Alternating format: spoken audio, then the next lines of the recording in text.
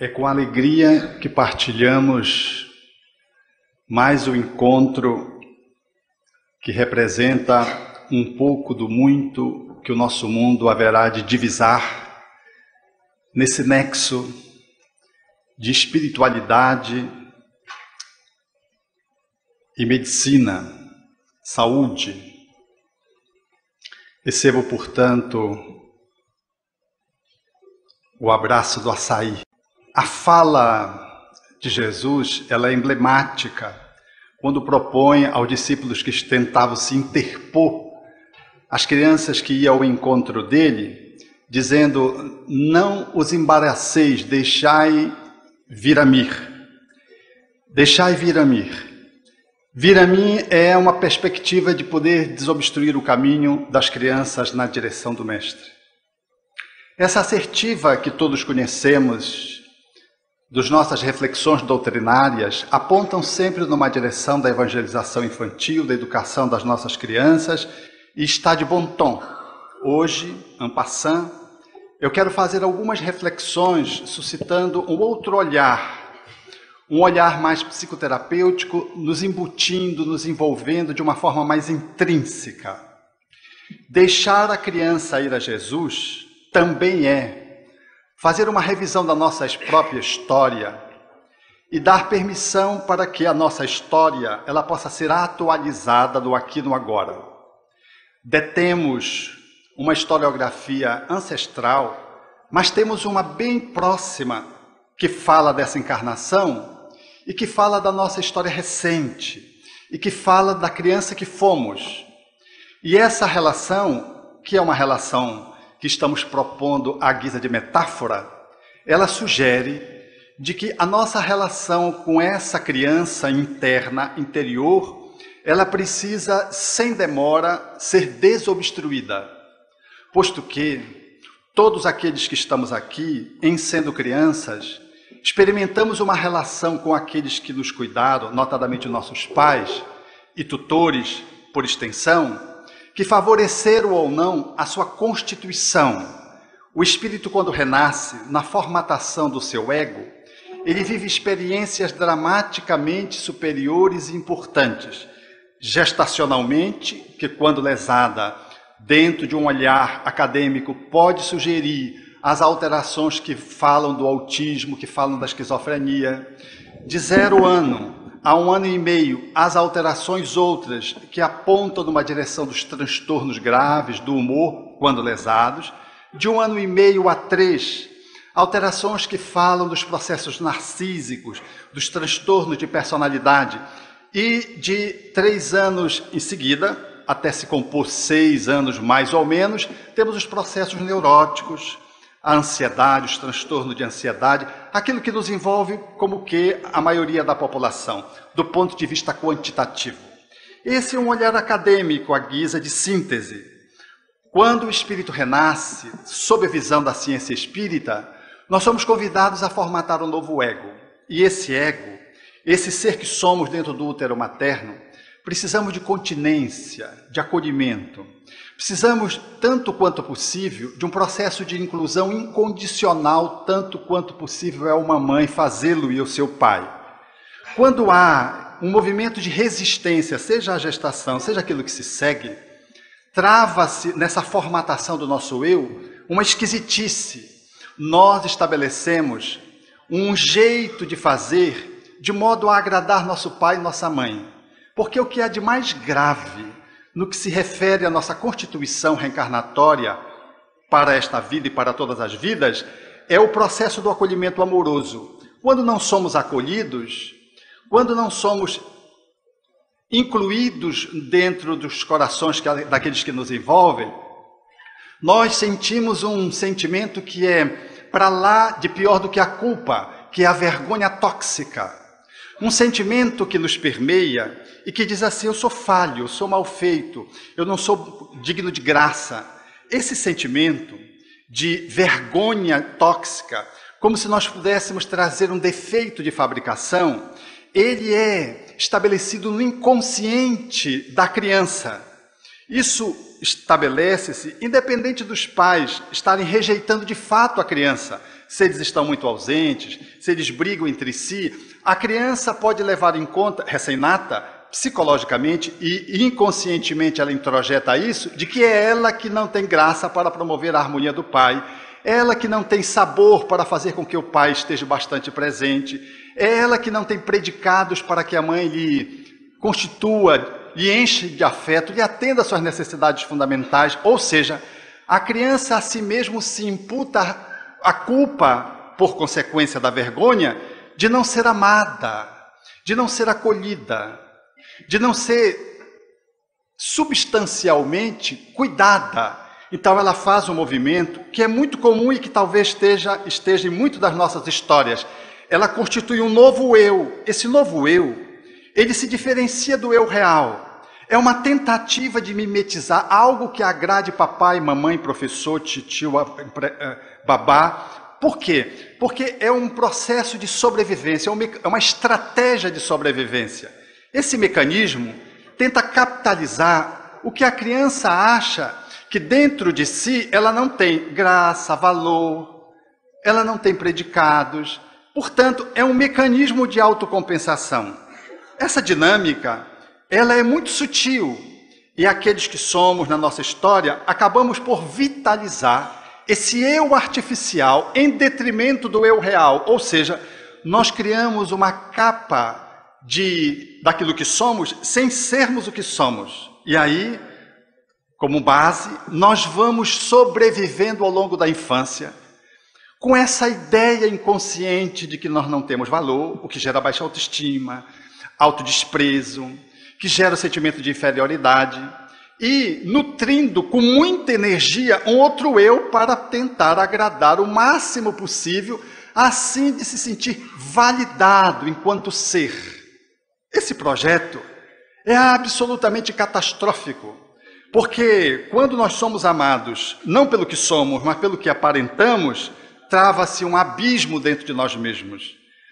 Legitima-se o processo de que eu realmente não sirvo, de que eu sou defeituoso, porque eu sou amado pelo que eu aparento e não pelo aquilo que eu sou realmente. Dessa dinâmica, nós vamos nos desenvolvendo e vamos criando estratégias para sobreviver, modelando um jovem, já complicado, e mais tarde um adulto, que é a gente aqui, todo meio atrapalhado, mais ou menos atrapalhado, tentando sobreviver.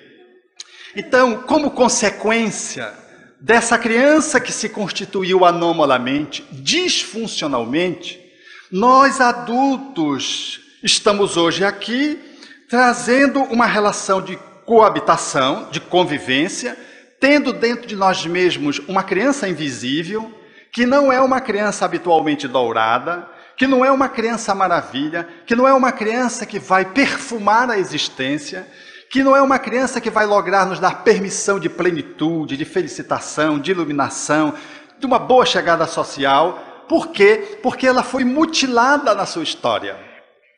Há, portanto, uma doença invisível, subjetiva, que, se não tratada em tempo, ela, mais do que uma disfuncionalidade subjetiva, ela vai caminhar, como propunha William Reich, depois Lowe, ela vai caminhar para o corpo, para as alterações orgânicas, para as couraças musculares, para mais tarde, depois, modelar doenças físicas, naturalmente em sintonia com o que se estabelece no perispírito de outras existências, dos quais nós já trazemos vulnerabilidades, que são atiçadas, que são, por assim dizer, incrementadas. Então surgem patologias, às vezes, que nem têm consonância com a nossa genética, a nossa história genética recente. Assim sendo, é necessário nos olharmos.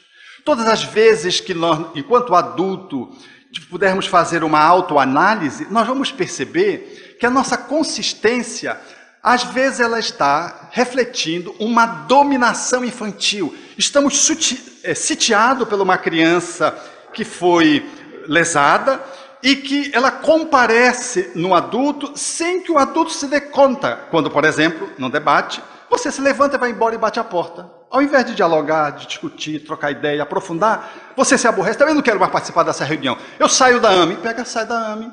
e bate a porta. Numa atitude infantil, como você fazia quando criança. Para sobreviver, fugia das brincadeiras, ou fugia dos adultos, numa tentativa de chamar a atenção. A gente chama a atenção, às vezes, burramente, com gestos imaturos que não são proporcionais a um adulto, não são razoáveis no adulto. Ou, por exemplo, numa estratégia de convivência com os outros, onde a gente é só cabeça. Há uma fratura da nossa relação, das nossas constituição perispiritual e energética. Nós somos só o centro vital frontal. O cardíaco parece que não existe.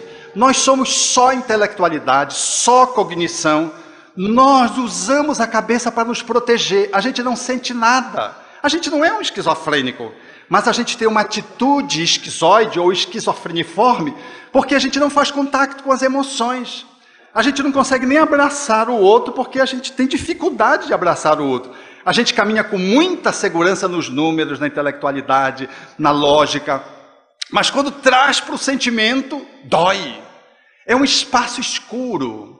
A nossa criança não aprendeu a se relacionar emocionalmente. Logo, no adulto, ela comparece e esse adulto surge capenga. Ele pode ser brilhante do ponto de vista intelectual. Mas ele é um analfabeto quando se trata de trabalhar a emoção, quando trata-se de estabelecer o relacionamento afetivo, ele é incompetente.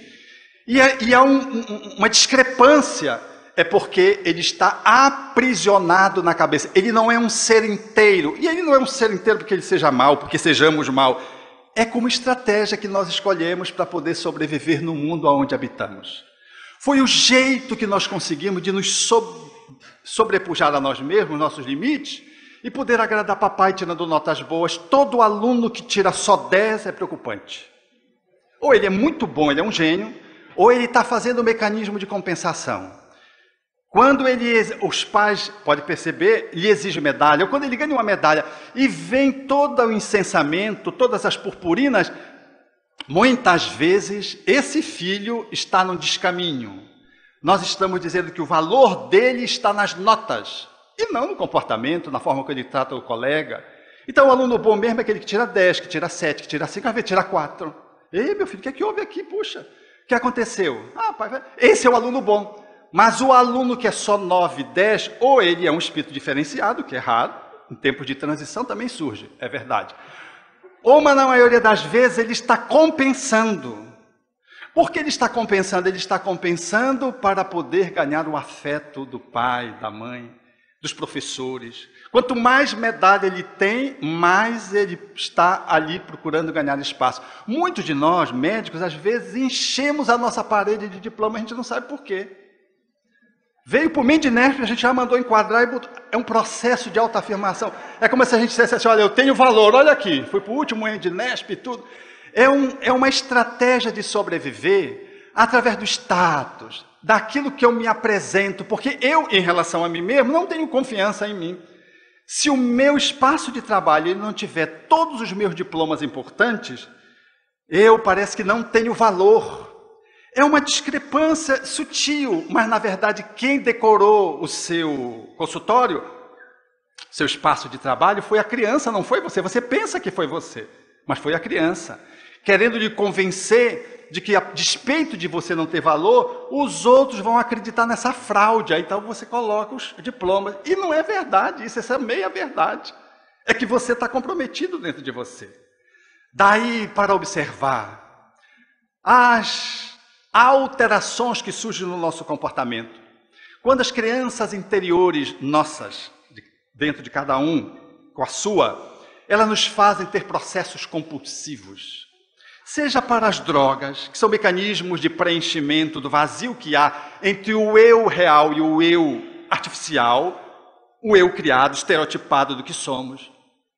Até os processos lesivos que envolvem a necessidade do preenchimento pela comida, pela uma sexualidade às vezes disfuncionalmente posicionada, que se coloca dentro de uma perspectiva de funcionamento meio anômala, aonde eu confundo a sexualidade com a amorosidade, faço mais sexo, mas não faço amor, na expectativa de poder ter preenchido uma necessidade, por exemplo, oral, que não foi atendida, de nutrição. Porque para uma criança é mais importante a mãe que agasalhe, que acolhe, mesmo dando uma mamadeira, do que dar o bico do seio reclamando, xingando a criança. Oh, você veio agora, está vendo que o meu bico do seio está ferido? Diacho, porque para essa criança faz mais mal o afeto comprometido do acolhimento do que o leite artificial que você pode dar se você der com amorosidade. Mas nós valorizamos o corpo, a gente valoriza o leite. É lógico que o leite materno é fundamentalmente mais importante, capaz de nutrir a criança para além de 6 meses sem precisar de nada. Ninguém discute isso, mas nós não estamos criando um corpo. Nós estamos edificando uma alma. Então o nosso olhar é para a alma por prevalência, atendendo o corpo, que é seu instrumento de progresso. Mas não podemos nos limitar ao corpo. Então se uma mãe está inviabilizada de amamentar, por exemplo, ela dá a mamadeira, mas não pode perder o time do sentimento da amorosidade do acolhimento. Porque para essa criança, o processo da nutrição mais importante não é o bico do seio, o leite materno, é a amorosidade dos seus pais. E se ela não tem isso, a despeito de ter amamentado com leite materno, improvisado, ela vai buscar lá fora, mais tarde, como adulto, o seu mecanismo de nutrição que ficou comprometido da sua alma. E ela se transforma compulsiva na alimentação, ela se transforma compulsiva na sexualidade, ela tenta comprar com dinheiro esse preenchimento interno e isso não acontece. Ou, numa perspectiva de poder lidar com essa estranheza interna, quantos daqueles que somos adultos não conseguimos lidar com o nosso sentimento de medo, ou com a nossa tristeza? Não tivemos permissão para viver a tristeza enquanto criança, e agora como adulto, a gente não pode ficar triste. Se ficou triste, está obsediado. Não, o espírita tem que ser alegre, aí tem que estar rindo, rindo, rindo. Quem ri toda hora é o esquizofrênico, ou o transtorno do humor na fase maníaca. Ele está rindo toda hora, mas é um riso sem razão. Esse que está rindo sem razão é um riso que não é congruente. Porque o ser adulto saudável, em consonância com a criança, ele chora, ele ri, ele assobia, ele cala, ele silencia. Esse é o ser saudável. Mas o ser que está desconectado, ele nunca ri, ou nunca chora, ou nunca fala, ou fala demais. Essa harmonia, essa ecologia no trato do relacionamento com o outro, fala da nossa história com a nossa criança. Se estamos tristes, estamos tristes. Se estamos mais calados, é porque nós estamos mais introspectivos. Isso é saudável, isso não é ruim. Porque se a criança ficou triste, se lhe negou a tristeza, por que você é triste? Nós somos espíritas aqui. Essa casa tem que viver alegria, mas se ela perder o cachorrinho dela, ela tem que estar triste. Se você não está, ela tem que estar, ela tem a permissão. Deve ter a permissão. Meu filho, você está triste. Até eu estou com vontade de chorar também, porque eu nem gostava muito desse cachorro, meu filho, mas eu estou vendo agora que você está sofrendo muito, eu estou sofrendo muito com você. Vamos enterrar o cachorrinho, porque desencachorrou, e ele vai reencachorrar. Não compre um cachorro no dia seguinte e não substitua o cachorro, porque nós fazemos isso. Eu vi, lendo no diário de bordo da Varg, quando tinha Varg. Vocês vejam que eu não sou dessa geração, né? Dos casos extraordinários, o pessoal era um cachorro que viram na mala, o cachorro estava morto, né? E aí compraram um cachorro igual e foram dar para a dona do cachorro. Aí a dona do cachorro disse: não é meu cachorro. Pegaram um igualzinho. Não é. Disse: não, meu cachorro está morto, ele veio para ser enterrado. Foi um cachorro que ressurgiu. Assim nós fazemos com a criança. O peixe morre, a gente compra outro peixe no dia seguinte. 2 peixes logo, já até procriou, já até se multiplicou. Para a criança não chorar. Veja a negação do choro. A criança está chorando, abrace. Ao invés de dizer: não chore, diga: chore, meu filho, se está doendo, chore. Se ela está com raiva: meu filho, você está contrariado, eu estou percebendo que você está contrariado. É criança de 4 anos. Você dá permissão para que ela fique contrariada.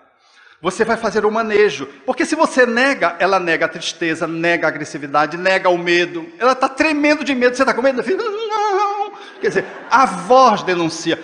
Então, meu filho, é isso mesmo. A gente sente medo, papai também tem um bocado de medo. Venha cá, vamos aqui, vamos olhar para esse medo, para a gente poder enfrentar esse medo. Sabe o que é que a gente faz com ele? Vamos fazer o que é que a gente faz com a agressividade. A criança está agressiva, bateu as coisas, você, meu filho, cuidado. Você pode expressar a sua agressividade, mas procure não quebrar nada. Ou se foi muito desproporcional, você olha, filho, você acordou, acho que o vizinho ontem batendo a porta. Se a criança tem 8 anos, vá manejando, porque se você não maneja, ela esconde o que é enquanto espírito reencarnado para ser reeducado.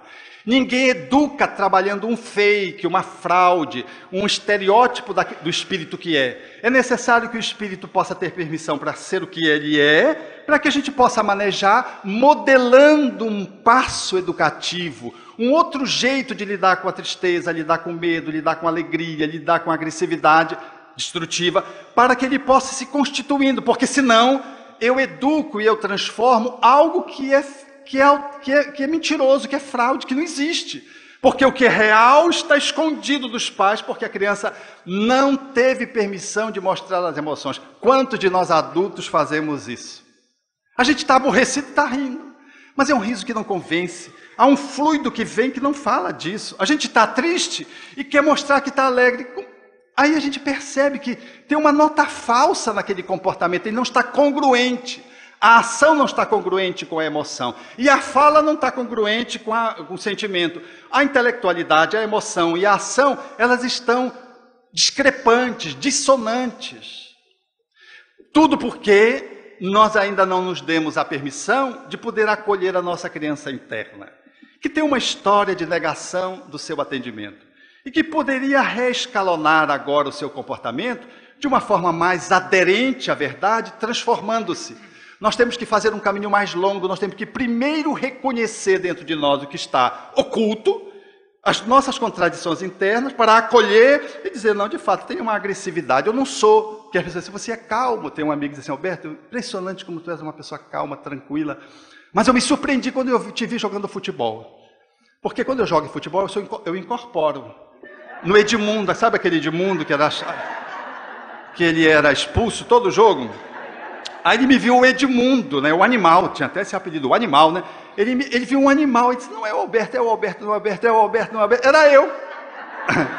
Era uma face de mim. Quantos de nós, às vezes, temos essas contradições? Porque a criança saudável é aquela que é boazinha. Quem é boazinho, quem é bonzinho não é bom. Ou a gente é bom, bonzinho é uma forma pejorativa de dizer que você não é bom, mas quer se apresentar como tal, mas não é. Então a criança tem que ser boazinha. Ela, para ser boazinha, ela não precisa ter um comportamento de espírito superior sem ser. Eu vi essa experiência agora recentemente com um neto que eu tenho. Eu vou compartilhar esse lance autobiográfico. Estava almoçando e dizendo assim, ficou aborrecido comigo, eu chamei a atenção dele e disse assim, vô, quando eu tiver a minha Ferrari, eu vou passar por cima de ti. Você veja o espírito franciscano, Ferrari, e altamente franciscano, porque vai passar por cima do avô, que é pai do pai dele. Então, eu disse, tudo bem, se você passa por cima de mim, eu venho puxar o seu cabelo, porque tem uma história do cabelo que eu não vou poder contar aqui por causa do tempo. Aí ele pegou e disse, não, você não vai puxar meu cabelo, ele, 7 anos, você não vai puxar meu cabelo, porque a gente é espírito, a tua mão vai passar. Olha o desgraçado. Aí eu disse, tudo bem, mas eu incorporo na tua tia e vou e puxo o teu cabelo. Aí ele achou o máximo, porque toda criança trava relação saudável quando você propõe a ludicidade, que é uma das coisas que nós adultos perdemos e que demonstra o nosso falimento enquanto adultos. Não conseguimos brincar, fazer humor, sorrir, dançar, pular. A gente não pula. Quem se vê uma pessoa pulando? Quando você vê uma pessoa pulando, é a criança dentro dela, a maravilha que está contaminando ela. Mas não, isso não é compostura. Aí tem que rir de um jeito, não sei o quê. Aí, então, é uma alegria contida, porque não se deu permissão à criança de brincar. Porque quando ela estava brincando, disse, olha, está brincando muito, está rindo muito, vai chorar. Ô criança arteira, que é uma crítica à alegria e uma crítica à arte, que se ela é arteira, ela é artista, é um predicado. Mas nós criticamos ao mesmo tempo a alegria e criticamos a arte, quando travamos uma relação com o filho, chamando a atenção de que ela é arteira. Então, o meu neto, pela ludicidade, se levantou, deu uma volta na mesa, veio no meu ouvido e disse, ela faz uma tolice, né, vô? Aí tu incorpora nela e vem puxar meu cabelo. E começou a rir. porque ele achou interessante essa mágica da tolice da tia. Não era eu incorporar, era a tolice da tia. O ato de poder acolher os nossos filhos, netos, educandos, crianças do centro espírita, sobrinhos, seja lá o que seja, e como eles são, dá oportunidade de podermos trabalhar a transformação íntima que Kardec propõe, que nos caracteriza como espíritas verdadeiros. Porque estamos trabalhando no real. Se a criança tem ciúme, às vezes faz parte daquela fase egóica, do egoísmo infantil, é normal. A gente vai trabalhando, ensinando ela a dividir. A gente não diz, não tenha ciúme, porque isso não resolve, não dizer assim, não tenha ciúme. A gente está até dizendo para ela ter, porque a gente diz não. Essa linguagem ela já é comprometida do ponto de vista da programação neurolinguística. A gente deve, ao invés, acolher e dizer, meu filho, eu estou percebendo que você parece que é só você no quarto, parece que seu irmão não mora no quarto junto com você, né? Mas olha, tem você, tem o seu irmão, eu estou trabalhando o egoísmo. Eu não estou dizendo, não tem egoísmo. Eu estou tratando, educando aquela criança, sem lhe negar a possibilidade dela se expressar. Mas eu não estou legitimando a sua expressão e validando para incrementar. Eu estou fazendo isso para saber quem ela é e qual é o meu toque de amorosidade para poder educá-la. Assim nós somos adultos meio assim estranhos. A gente mesmo às vezes não se entende como a gente não consegue conectar com as nossas emoções. Como é que o nosso comportamento às vezes está alterado? Somos espíritas, temos conhecimento espírita, mas trazemos pensamentos mágicos que são próprios da criança que foi inoculada com os pensamentos adultos, dos adultos que com as suas crendices e superstições implementaram na criança. E nós criamos esses pensamentos mágicos. Quantos de nós achamos que se nós tivermos muito dinheiro, a gente vai ser uma pessoa de sucesso, vai ser uma pessoa feliz? Não tem nada a ver dinheiro com felicidade, o excesso de dinheiro ou muito dinheiro com felicidade. Ou se nós fizermos inúmeras formações acadêmicas, nós seremos uma pessoa efetivamente plenas. Isso não é verdade. Isso foi uma crença inoculada, que se transforma às vezes numa superstição, e a gente está vivendo isso, infeliz, cheio de titulações e patinando e não sabemos por quê. Quantos de nós achamos que nos livramos dos obsessores botando o evangelho segundo o espiritismo no criado morto? O criado está morto. A gente ainda põe o evangelho aberto. Não, os espíritos vão ler. Olha, isso é uma fantasia. Como teve um amigo que disse assim, olha, o evangelho na cabeceira. Ele disse no sentido simbólico. Semana depois o companheiro voltou com ele e disse que estava se melhorando. Não, botei na cabeceira, abri, botei dentro do travesseiro, dormi com ele. Nada mudou. É a crença que às vezes vem dissonante, alterada, mágica, numa solução mágica. Como nós queremos uma solução para o nosso país agora? Todo mundo está esperando uma solução mágica. Não, a regeneração está vindo aí, vem os espíritos, deve ter alguém que vai reencarnar, vai ser presidente, vai mudar o país. Cá entre nós, isso é um pensamento infantil. Abracadabra, abre-te sésamo.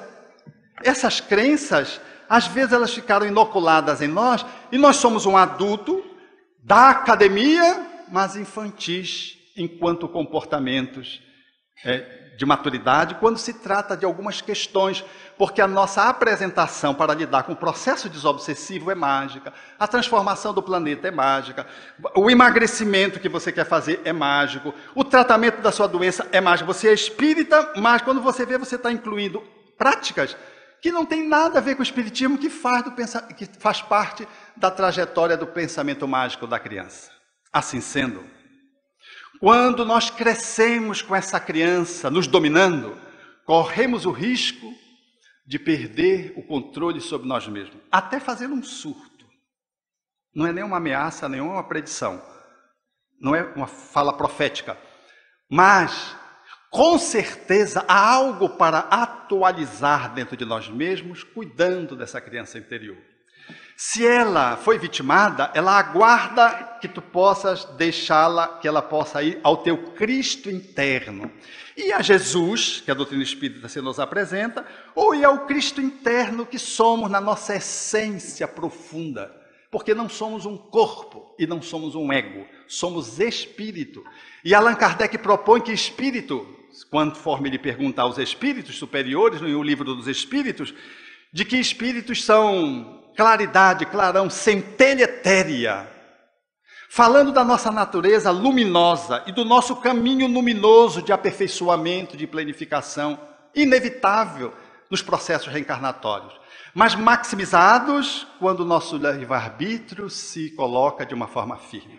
E todos podemos fazer isso, porque não somos espíritos superiores, capazes de poder enfrentar as dificuldades e superá-las todas. Todos vocês têm dificuldades na sua história familiar, todos vocês tiveram desafios com seus pais. E isso não significa dizer que você está perdido, não. Significa dizer que você está sendo chamado a atualizar. Porque mesmo nas situações mais dramáticas, nós podemos reverter essa história. Para encerrar, eu quero falar dessa criança maravilha que se nos habita, que às vezes vem, e se o espírito tem potencial, ela é capaz de fazer a superação de dores e é capaz de celebrar o processo da grandiosidade, da gratificação como espírito adulto, caminhando como um espírito no seu processo de aperfeiçoamento na sua encarnação, fazendo o seu melhor aproveitamento de cada dia. Na crônica estabelecida agora em maio, a narrativa de um encontro de um grão-rabino, que veio ao encontro de João Paulo II, à época, para uma entrevista.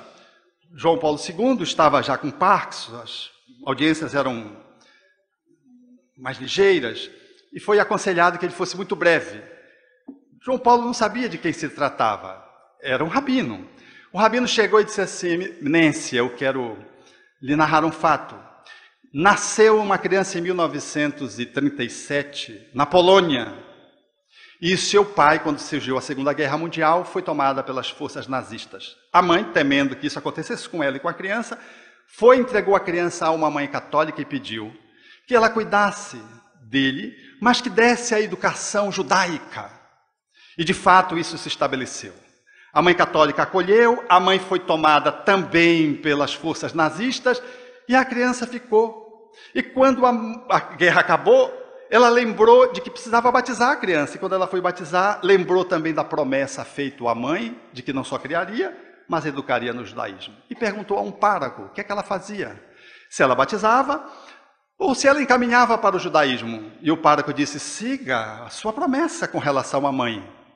E ela então, com 8 anos, levou a criança para a Palestina da época, para o Estado de Israel, para que ela pudesse ser educada dentro da cultura judaica. Imagine quanta dor para essa criança. Perdeu 4 pais. Então, ele fez uma pausa e disse: sabe quem era esse pároco? O Papa disse: não. Era Sua Santidade, o Papa. João Paulo ficou emocionado. Quem tem Parkinson treme, passou a tremer mais. E ficou assustado. E disse: e você tem notícia dessa criança? E o grão-rabino disse: essa criança sou eu. Eles então se levantaram, se abraçaram e celebraram o encontro de que quando a gente deixa a criança ir a Jesus, o reino dos céus é semelhante àqueles que se assemelham aos atributos, às virtudes que uma criança simboliza. E se abraçaram, celebrando efetivamente de que nós podemos fazer dessa viagem interior um pacto de autocuidado para que a nossa criança ferida se transforme numa criança maravilha e nos permita muitos abraços de celebração. Obrigado.